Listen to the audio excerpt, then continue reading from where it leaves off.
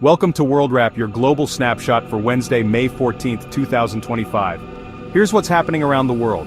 US-China trade talks yield a fragile truce, Trump seeks trillions, and global markets react to new inflation data. We'll have these stories and more. In South Asia, a tense calm continues between India and Pakistan following last week's military escalation. While direct confrontations have subsided, both nations maintain heightened military alertness along the line of control in Kashmir. Diplomatic channels remain active, with several global powers, including the United States and China, urging sustained de-escalation and dialogue to resolve underlying issues.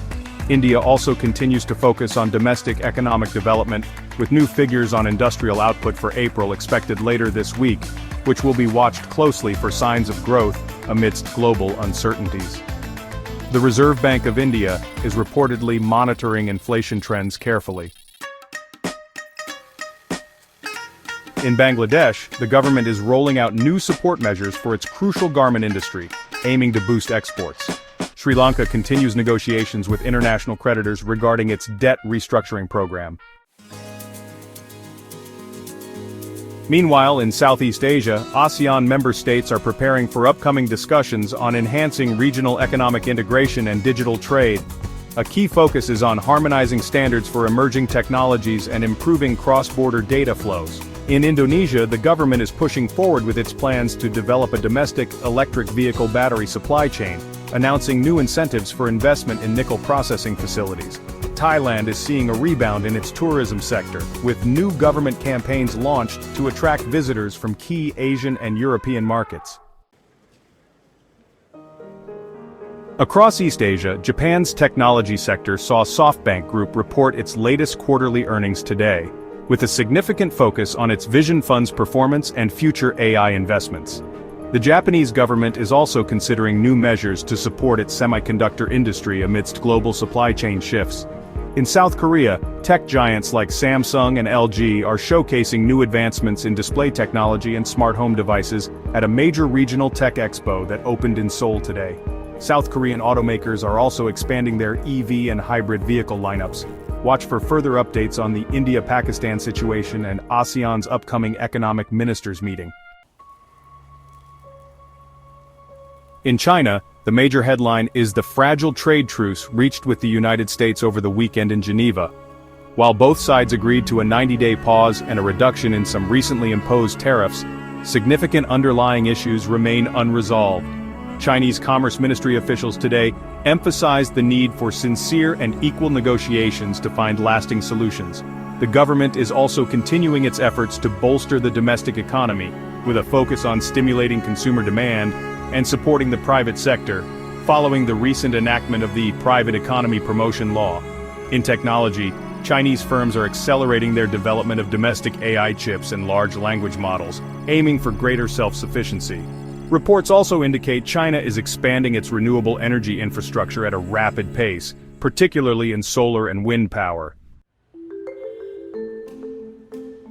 Across Africa, the 16th Africa Bank 4.0 Summit continues in Nairobi, Kenya, bringing together financial leaders and innovators to discuss the future of banking on the continent, with a strong emphasis on digital transformation, financial inclusion, and sustainable finance.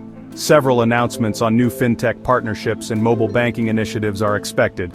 In South Africa, President Cyril Ramaphosa's administration is pushing forward with structural economic reforms under Operation Vulindlela, with new details emerging on plans to improve energy infrastructure and logistics.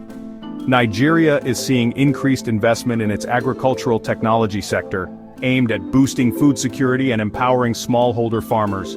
Regional security remains a concern in parts of the Sahel, with ongoing efforts by ECOWAS and international partners to address instability.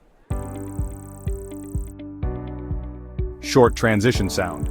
In Australia, the government today announced an updated forecast for its key commodity exports, such as iron ore and LNG, factoring in global demand shifts and recent price volatility. The Reserve Bank of Australia continues to monitor inflation closely. In the tech sector, there's a growing focus on developing Australia's quantum computing capabilities, with new research grants announced. Across the Tasman in New Zealand, discussions continue around the government's proposed legislation to ban social media for under 16s, with child safety advocates and tech companies weighing in. Across the Pacific Islands, leaders are preparing for a major regional summit next month that will address climate change impacts, maritime security, and sustainable development, with a focus on securing international support and fostering regional cooperation.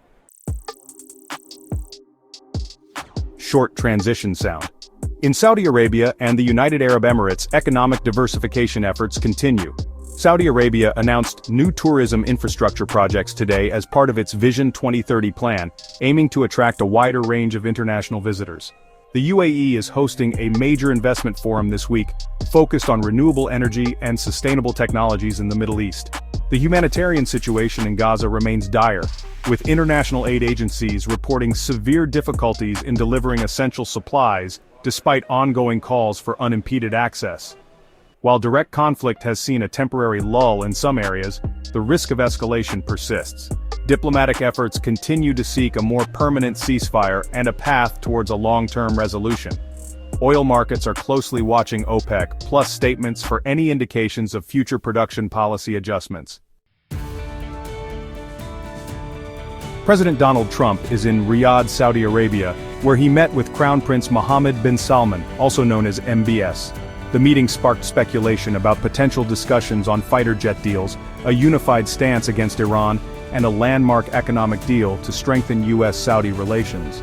During their meeting, MBS and Trump discussed a potential $600 billion investment in trade and investments between the kingdom and the U.S. over the next 4 years, potentially paving the way for broader cooperation between the two nations.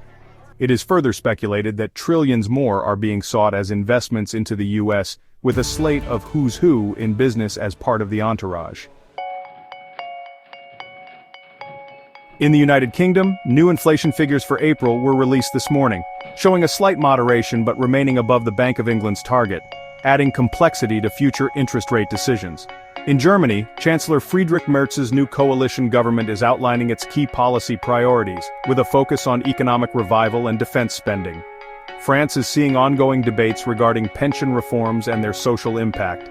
At the EU level in Brussels, officials are working on the details of the 17th sanctions package against Russia, while also advancing the roadmap to end reliance on Russian fossil fuels. The European Parliament continues its work on implementing the AI Act. In Russia, President Putin and Chinese President Xi Jinping concluded their summit over the weekend, vowing to deepen their strategic partnership. Russia continues its military operations in Ukraine, with fighting concentrated in the eastern regions. Across Latin America, the China CELAC, Community of Latin American and Caribbean States Forum continues in Beijing, with discussions focusing on strengthening trade, investment and cooperation in areas like infrastructure and technology. In Brazil, the government is set to announce further details of its new industrial policy aimed at boosting domestic manufacturing and innovation. Argentina's President Milei continues to implement his economic shock therapy program, with markets closely watching inflation data and social responses. Mexico is seeing its presidential election campaigns gain momentum, with economic policy and security remaining key voter concerns. Chile is focused on managing its lithium resources and attracting investment in its green hydrogen sector, while Colombia navigates social reforms and peace-building efforts. In culture, the Cannes Film Festival is in full swing in France, showcasing new films from around the world and drawing global entertainment figures. In sports, the final matches of several major European football leagues are approaching this weekend, promising thrilling conclusions to their seasons. In tech, there's increasing buzz around advancements in quantum computing, with several research institutions globally, including in Europe and Australia, reporting progress in developing more stable and powerful quantum processors. That's World Wrap for Wednesday, May 14th, 2025. Like and follow us for more daily updates from around the globe. See you tomorrow.